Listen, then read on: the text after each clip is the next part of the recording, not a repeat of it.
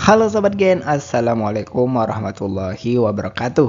Di video kali ini kita akan membahas kunci jawaban IPA Biologi kelas 10 bab 4 pada tugas refleksi pada halaman 268 di buku IPA Biologi Kurikulum Merdeka pegangan kalian. Jadi, ayo kita bahas bersama mengenai soal atau perintah yang ada di tugas kali ini Gen. Tapi sebelum lanjut jangan lupa untuk subscribe ya Gen, agar Gen Sukses Media lebih semangat lagi nemenin kalian nugasnya. Jika sudah, kuy kita lanjut.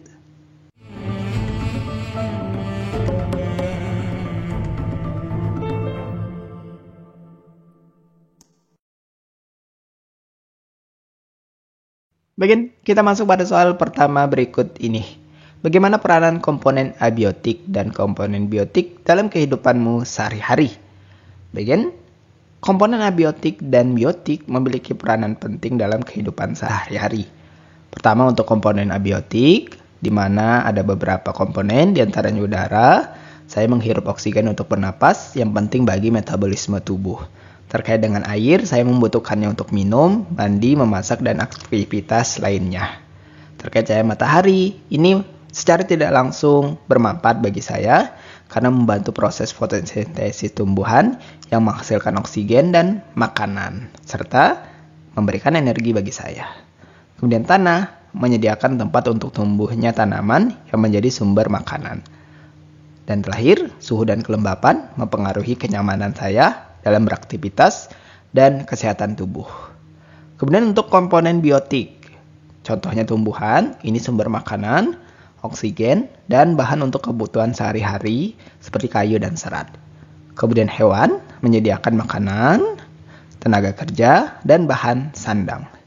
Kemudian untuk mikroorganisme membantu dalam pencernaan. Contohnya di bakteri di usus, fermentasi makanan, menghasilkan yogurt, tempe, dan lain-lain.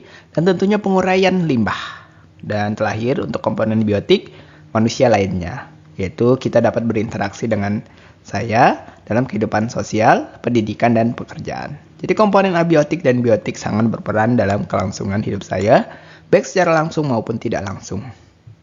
Kemudian kita masuk pada soal kedua berikut. Dapatkah kalian menjelaskan interaksi antar spesies yang terjadi di lingkungan sekitar tempat tinggal? Bagian berikut adalah contoh interaksi antar spesies di lingkungan sekitar kita. Dalam ekosistem, berbagai interaksi antar spesies terjadi untuk menjaga keseimbangan lingkungan. Nah, beberapa bentuk interaksi yang umum ditemukan di sekitar tempat tinggal antara lain pertama, simbiosis mutualisme. Ini contohnya adalah lebah dan bunga, di mana lebah memperoleh nektar sebagai sumber makanan, sementara bunga terbantu dalam proses penyerbukan. Kemudian kedua, simbiosis komensalisme. Ini contohnya anggrek yang menempel pada pohon besar. Anggrek mendapatkan tempat hidup yang lebih tinggi untuk memperoleh cahaya matahari tanpa merugikan pohon inangnya.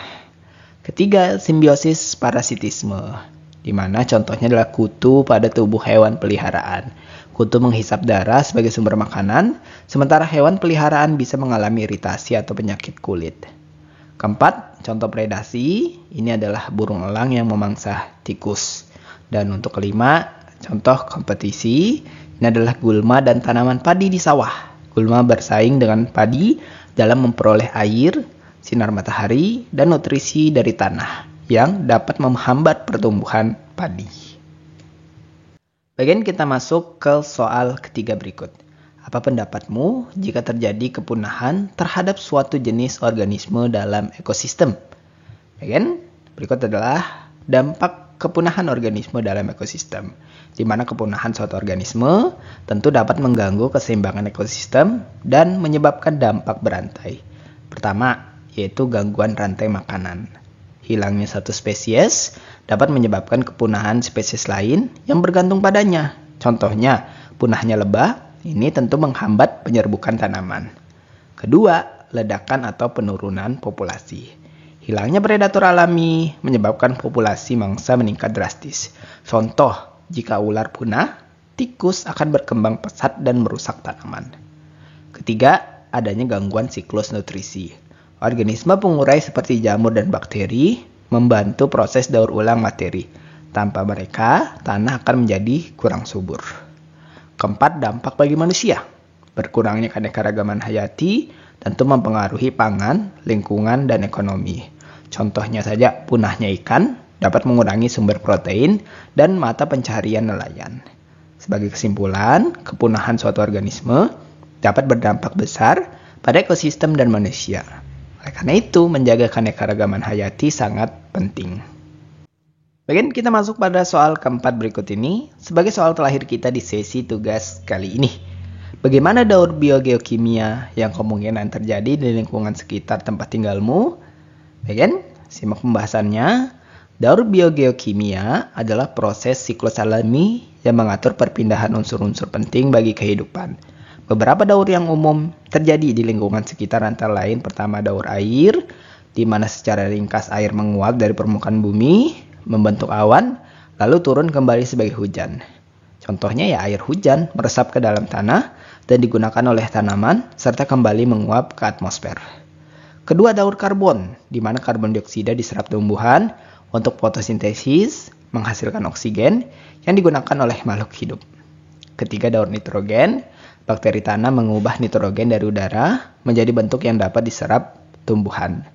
Sebagai kesimpulan, daur air, karbon, dan nitrogen terus berlangsung di sekitar lingkungan, memastikan ketersediaan unsur penting bagi kehidupan. Bagian itulah pembahasan siklus kita untuk uji jawaban IPA Biologi kelas 10 bab 4 pada sisi tugas refleksi pada halaman 268 di buku pegangan IPA Biologi Kurikulum Merdeka. Terima kasih karena telah menonton video ini sampai habiskan. Jika dirasa video kali ini bermanfaat, jangan lupa untuk like dan subscribe ya gen. Sampai jumpa di video berikutnya dan wassalamualaikum warahmatullahi wabarakatuh.